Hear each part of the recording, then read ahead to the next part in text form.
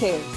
Sin lugar a dudas, el tema económico es un tema que a los venezolanos, aquí en Venezuela o estemos en cualquier parte del mundo, es un tema importante. La semana pasada el presidente Maduro hizo anuncios bastante importantes en una cadena muy extensa de la sede de la Asamblea Constituyente.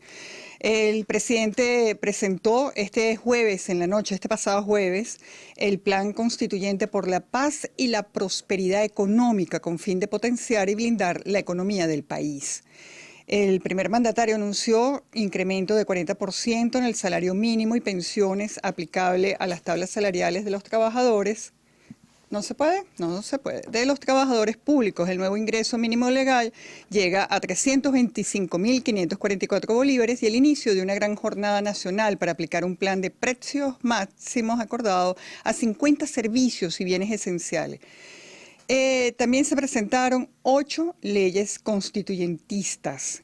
La ley para inversionistas en el arco minero del Orinoco, la investigación del destino de recursos asignados por el Estado a exportadores, el nuevo sistema de pago internacional basado en canasta de monedas para liberarse del dólar, formaron parte de los anuncios. Anuncios económicos hechos por el presidente de la República en torno a este tema tan importante que nos aqueja a todos los venezolanos. Para discutir sobre este tema, para ver si aclaramos dudas, para ver si logramos tener coincidencias, porque todos pareciera que la mayoría de los venezolanos están muy preocupados, sobre todo por 2 rubros que son los que día a día atacan más la economía del bolsillo, que es este aumento del salario mínimo y 50 productos regulados, con otro nombre, pero son 50 productos regulados. Nos acompañan a mi izquierda el doctor Ángel Alvarado, él es economista, diputado a la Asamblea Nacional por la Unidad. Y a mi derecha el doctor José Miguel Uzcategui, que es economista, profesor universitario de 51 años de carrera, asesor económico y financiero, exdiputado de la Nacional, fue ministro de Seguridad Social y fue embajador de España. Así que ¿ah? En España. En España. De España no, en España. Un pequeño detalle, ¿verdad? Esa preposición cambió todo el concepto. Es venezolano, así que era en España. Empezamos por usted. En líneas generales, estos 2 puntos que quizás son los más agobiantes. Sueldo mínimo, 50 rubros. Sí, yo creo que me complace estar en compañía de un joven economista de la Católica, donde fui profesor muchos años. Y este programa que es tan visto, oído, comentado. Realmente el tema de los aumentos salariales está muy presente en cualquier análisis que hagamos de la economía en lo macro, ¿no? Porque en lo micro, obviamente, las familias están recibiendo algo así como la ilusión monetaria de tener un aumento que ya se lo comió la inflación, pues, o sea, porque ya se anticiparon los aumentos de precios. Tan pronto, una semana antes que anunció el presidente que iba a aumentar o ajustar los salarios, se produce un cambio, una modificación de los precios. Hay unos que especulan, unos que pueden hacerlo, porque el mercado está anarquizado. Cuando hay una inflación del nivel en que tenemos nosotros, una hiperinflación considerable, y no vamos a entrar en el concepto de hiperinflación porque hay muchas formas de definirla, pero lo cierto es que esta es una inflación inédita para Venezuela, inédita para el mundo, porque siempre las inflaciones se relacionan, se analizan en función de otras variables también, por ejemplo, el Producto Interno Bruto, la balanza de pagos, los desequilibrios macroeconómicos que tenemos agudos en Venezuela. Entonces, claro, esto es gasolina para la candela, ¿no? Entonces, esta ya se siente pues, en el ambiente comercial, el que los precios vienen subiendo y van a seguir subiendo. Esto también está acompañado por congelación, lo que llaman fijación, regulación de precios. En realidad todos son la misma cosa. Un Estado que interviene sin conocer las reglas del mercado. Un Estado que de forma demagógica, efectista, fundamentalista, piensa que asustando a los empresarios va a impedir que los precios suban. Bueno, los precios suben porque los costos suben.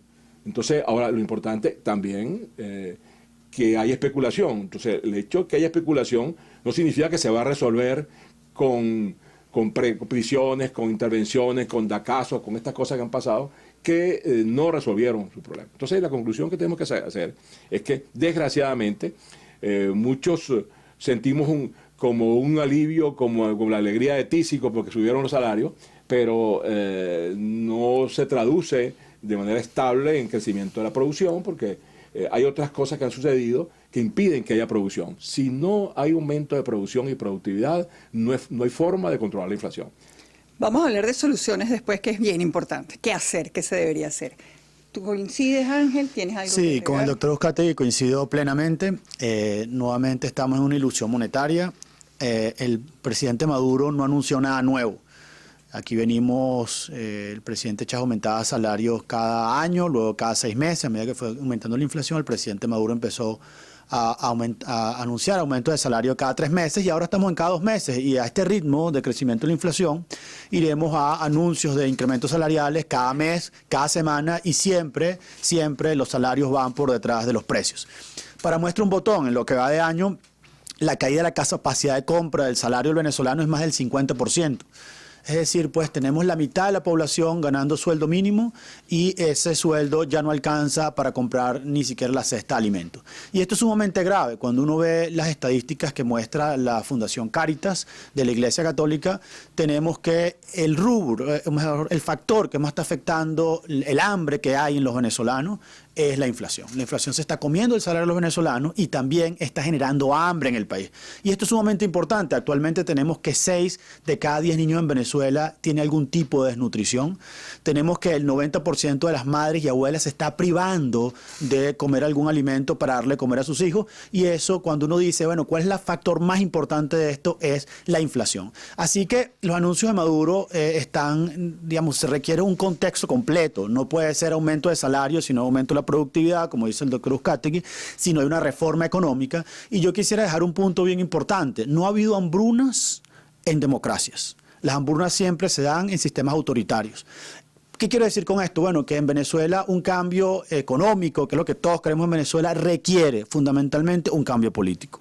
Interesante ese término, hambrunas solo en regímenes de este tipo. ¿Usted quisiera ahondar en ese punto? Bueno, es interesante. También, yo diría que también cuando hay guerras que no necesariamente son un resultado, pues las hambrunas de dictaduras, de regímenes políticos, claro que coinciden. Cuando hay desorden en las políticas económicas, cuando hay incoherencia, cuando hay falta de sincronización de los instrumentos de política económica y social, yo siempre asocio lo económico con lo social, porque la economía es una ciencia social, por lo tanto, cualquier medida, cualquier cambio de modelo no puede dejar a un lado los aspectos sociales de la economía, porque la economía, la política y lo social están imbricados porque tienen los mismos actores. Somos los ciudadanos los que consumimos, los que producimos y los que actuamos en vida pública, por eso realizamos actividades políticas. Tú lo sabes como diputado y como colega.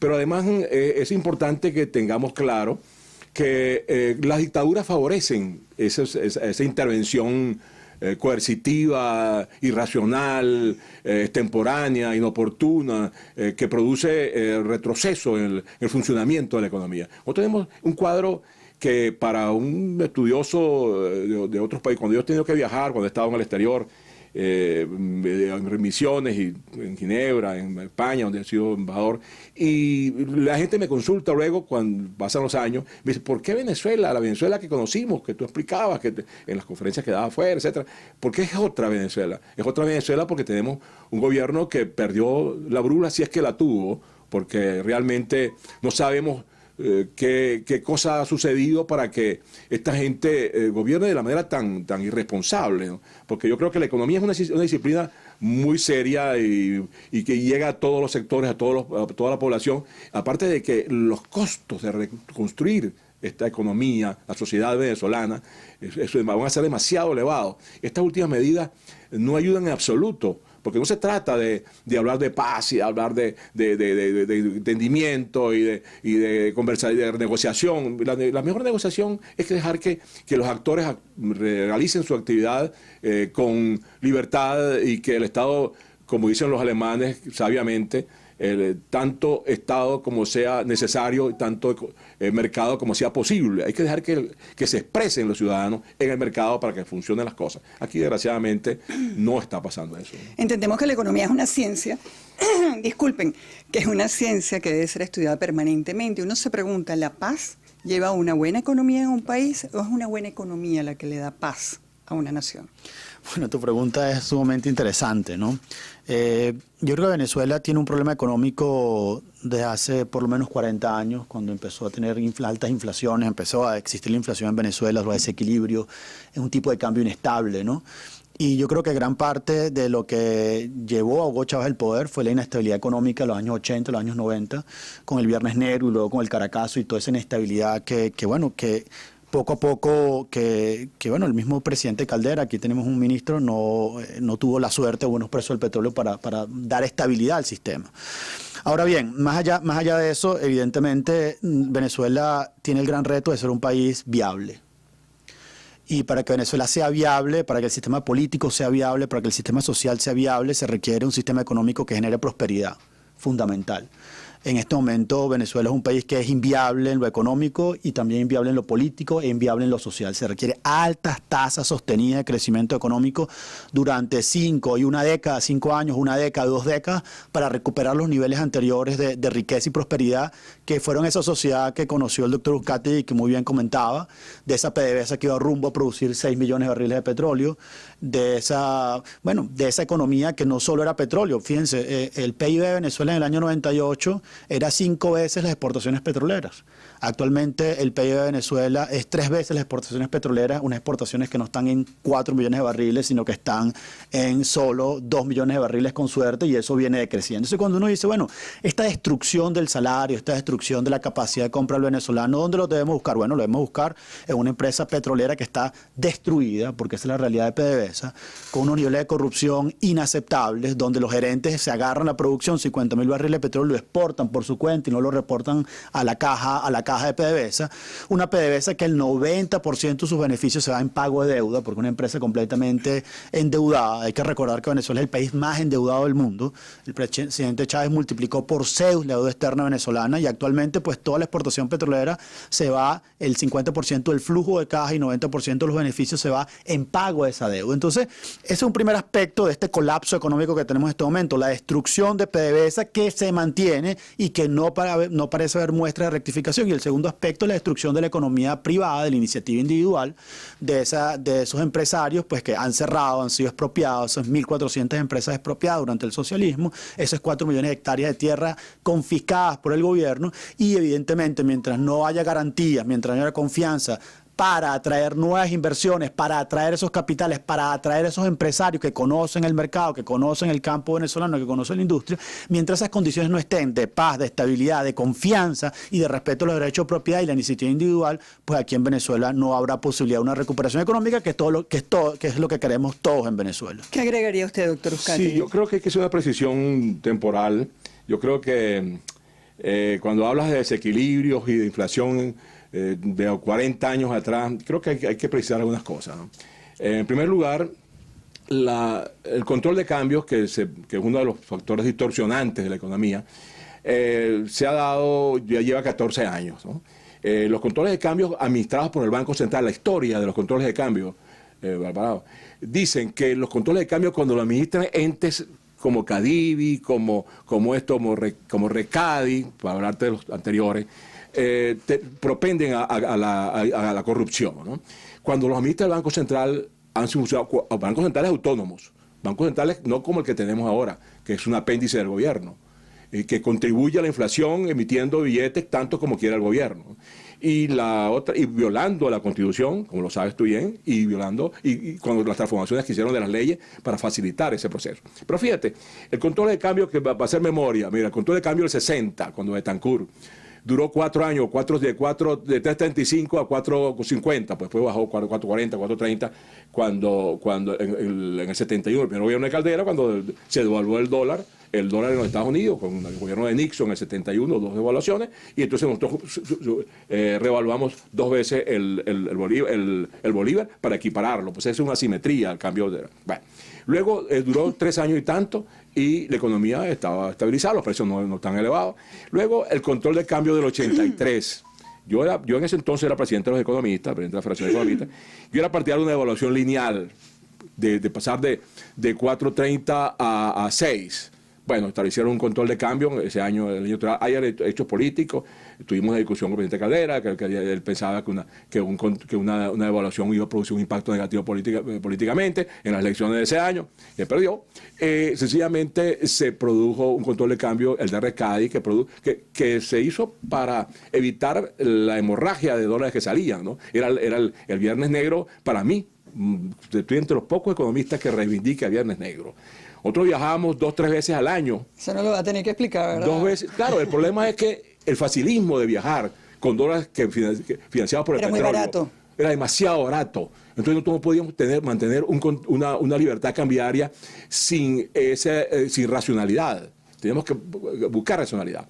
Bueno, pero la gente que acostumbraba a viajar, recuerda, yo tengo cómo demostrar, si tuviera más tiempo, por qué el control de cambio en ese entonces produjo más daño y por qué había que poner un freno a la irracionalidad de consumo en el exterior por parte de los venezolanos. Bueno, pero el venezolano es así. Dice que si tiene petróleo, no importa que el petróleo esté barato. El otro control de cambio, el de Caldera 2, fue un control de cambio que duró 22 meses, después de una crisis bancaria que heredó de Pérez, el gobierno de Caldera 2.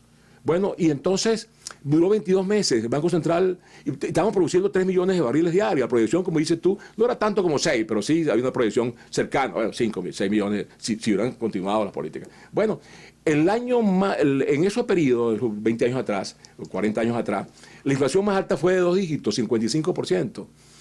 Y la inflación más alta en el periodo Caldera 2 fue de 106% en el 96, porque hubo una hiperdevaluación de 100%. Al año siguiente de esa hiperdevaluación, y con la inflación de 106%, la inflación en el 97 fue de 55%.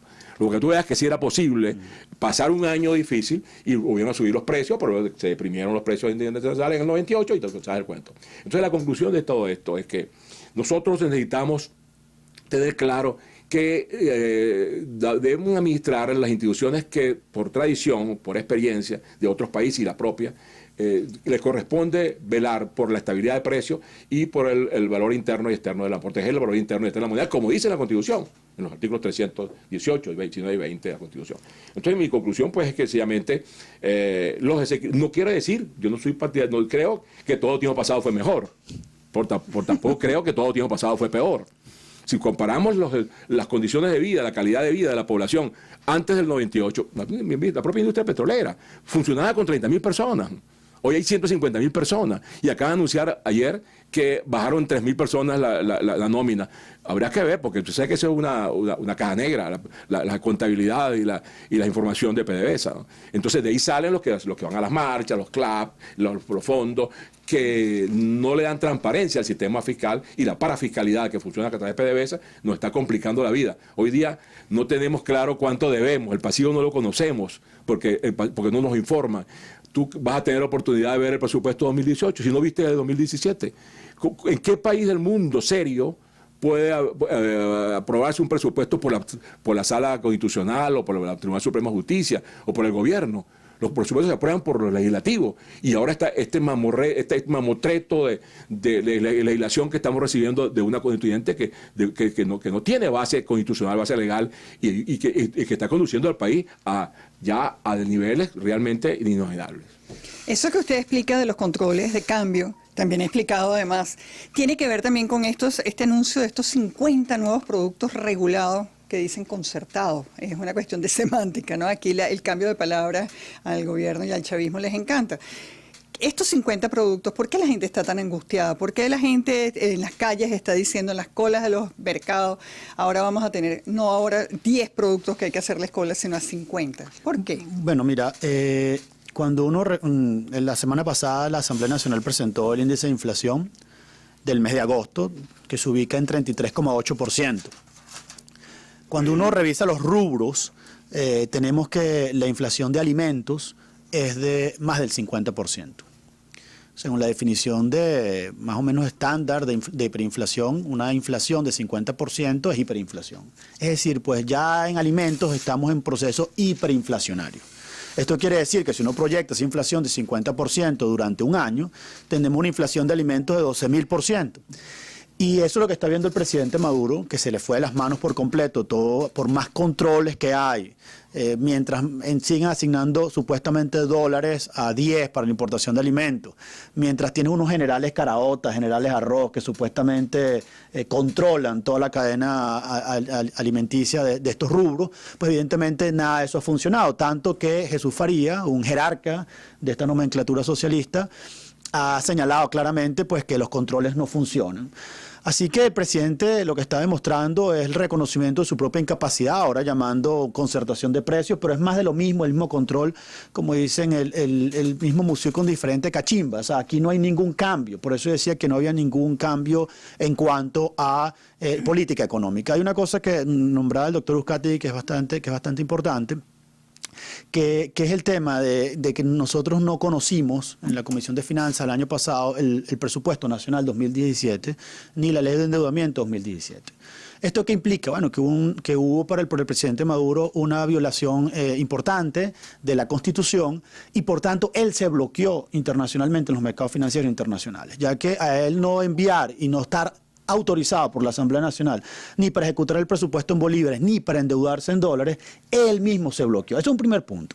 El segundo punto es que el bloqueo económico que tenemos en Venezuela de alimentos y medicina. Aquí Cáritas Internacional envió un buque cargado de medicinas y fue bloqueado en el puerto de La Guaira.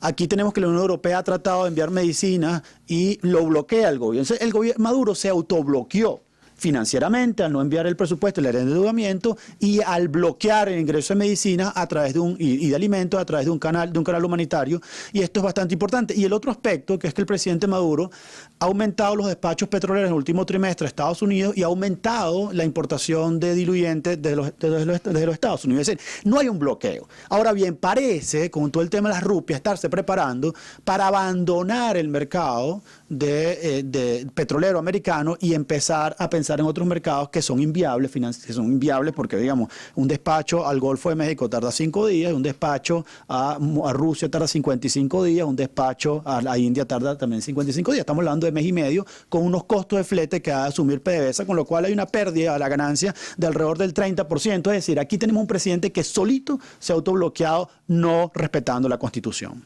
Tenemos que hacer una pausa. Al regreso vamos a oír la opinión del doctor Uzcategui y hablar de otros aspectos fundamentales, como el desmontaje de lo que pareciera ser el DICOM, esta cuestión rarísima que casi ningún ciudadano común entiende, que ya no vamos a pasar por el dólar, sino por otras monedas de muy baja competitividad en los mercados internacionales. Hacemos una pausa y enseguida estamos con nuestros invitados, el doctor Uzcategui y el doctor Alvarado.